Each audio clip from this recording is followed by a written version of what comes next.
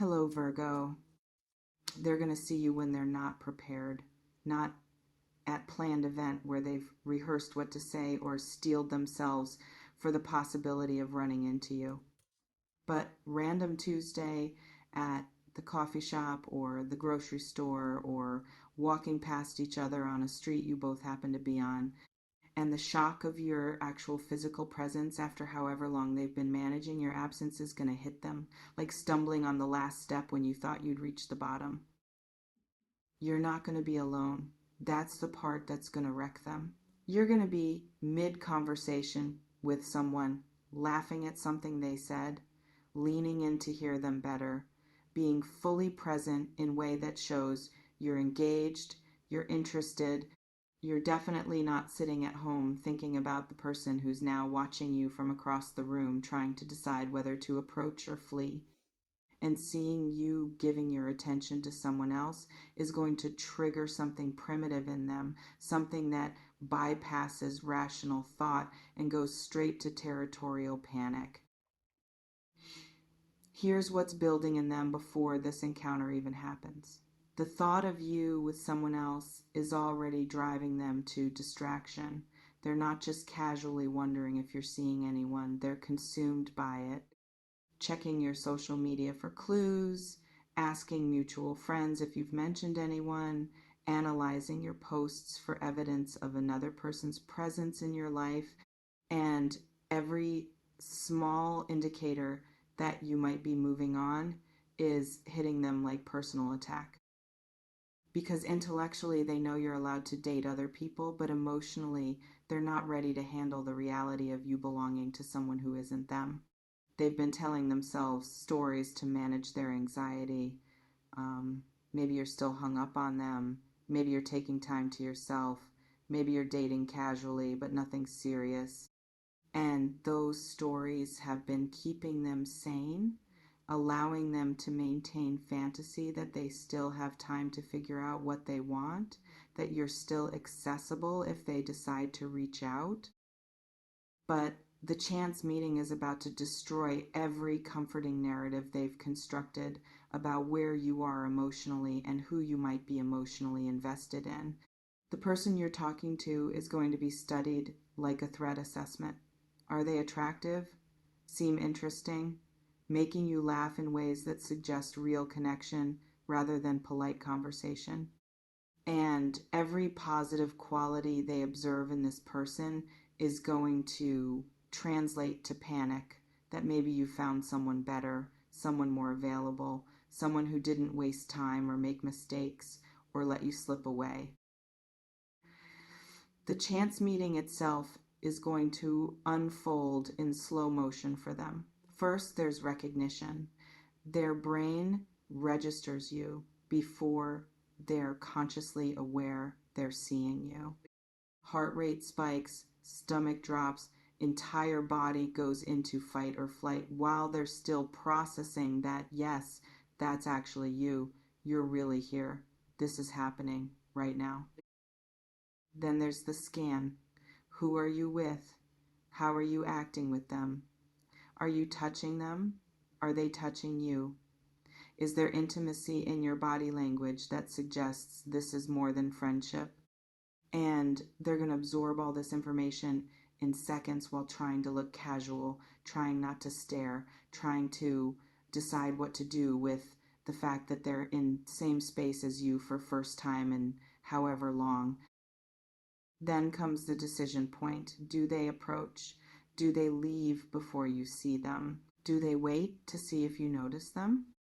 And that calculation is happening while their emotional system is screaming that they need to interrupt whatever is happening between you and this other person, need to assert their claim even though they have no claim, need to make sure, they're here and they see you and they're affected by seeing you. If they approach, it's going to be messy. They're going to try to play it cool and fail. Voice slightly too loud or too casual. Laugh a little forced. Eyes darting between you and the person you're with, trying to gauge the dynamic, trying to figure out if they're interrupting a date or just a conversation. They're going to introduce themselves to whoever you're with while internally cataloging whether this person seems like competition. Handshake too firm, maybe. Smile too tight. Questions too pointed, because they can't help themselves. They need to know what this person is to you, even though asking directly would reveal exactly how much they care, and they're trying to maintain some dignity here. Here's what's happening in their internal experience during and after. Complete focus on you. They're not hearing half of what anyone is saying because their entire bandwidth is consumed with observing you, how you look, whether you seem happy, whether you're different somehow, whether there's any sign in your face or body language that seeing them affects you, the way seeing you is affecting them. Analysis of every micro expression. If you seem surprised to see them, does that mean you've been thinking about them, or that you've moved on enough that running into them is just awkward coincidence? If you seem happy, is that happiness about your life generally, or about the person you're with specifically? And they're torturing themselves with interpretations of data points that might mean nothing, constructing entire narratives from the way you smiled or didn't smile, comparison of themselves to the person you're with. Are they smarter, funnier, more attractive, more successful? And this comparison is both desperate attempt to find ways they're superior and painful acknowledgement of ways they might not measure up. And either conclusion creates agony if they're better. Why did they lose you? And if they're worse, how are they going to compete?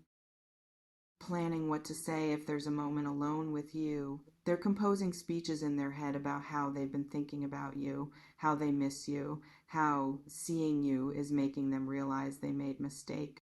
But they're also aware that confessing all this in middle of chance encounter when you're with someone else is terrible timing, is potentially humiliating, is possibly going to push you further away.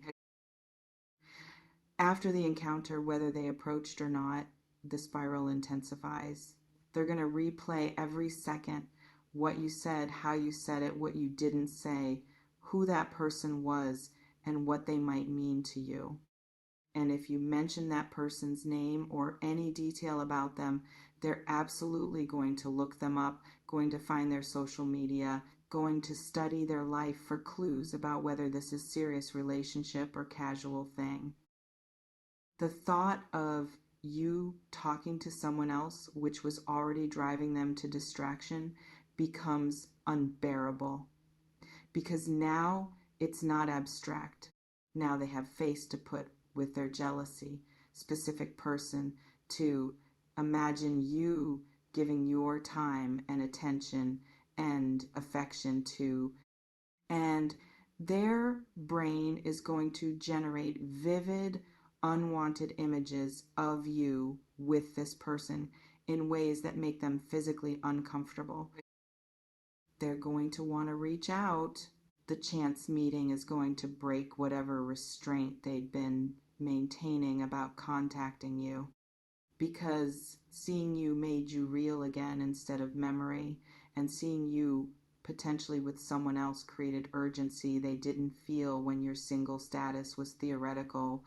And now they're battling themselves about whether to message you or whether that would look desperate, or whether letting more time pass means losing you to whoever that person was. Their friends are going to hear about it extensively. They're going to need to process what happened, to get opinions on what it meant, to have people tell them whether they should reach out or leave you alone.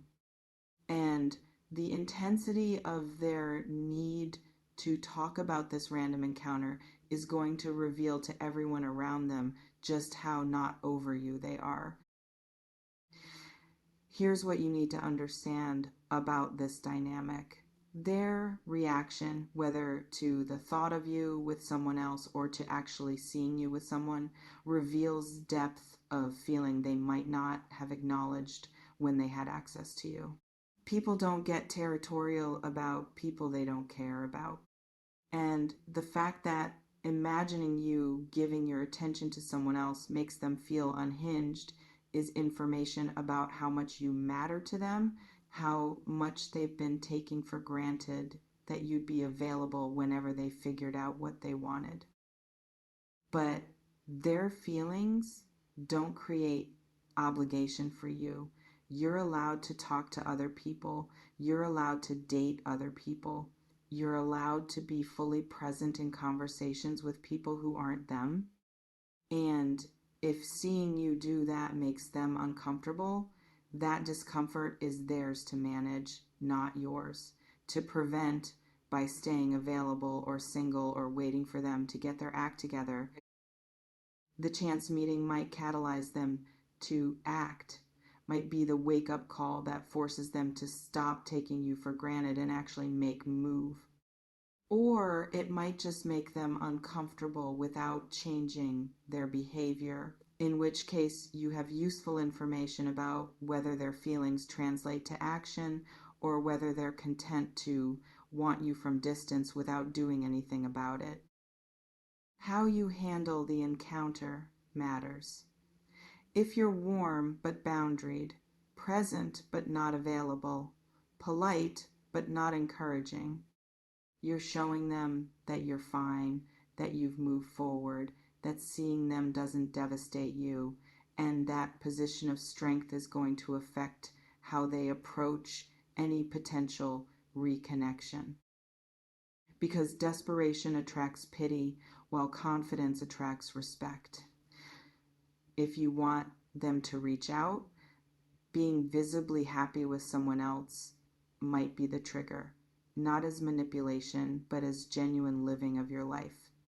Because sometimes people need to see what they're losing in concrete terms before they can overcome whatever fear or pride or confusion has been keeping them from acting. If you don't want them to reach out, the same thing applies. Being engaged with your life and other people demonstrates you've moved on. And if they respect that, they'll stay back. And if they don't respect it, you'll get information about whether they're capable of honoring your boundaries or whether their needs always take precedence. The chance meeting is going to happen.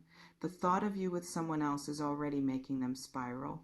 And when those two things combine, when they see you actually engaged with someone who might be important to you, their entire system is going to react in ways they can't control, revealing exactly how much power you still have over their emotional state and exactly how not over you they actually are. What you do with that information, what you do when they potentially reach out after seeing you, what you do. If they confess that seeing you with someone else made them realize they can't lose you, all of that is your choice to make based on what serves you, not based on their panic at finally understanding what it means, that you're not waiting around for them to figure themselves out. The chance meeting is coming. Their reaction to seeing you with someone else is going to be intense.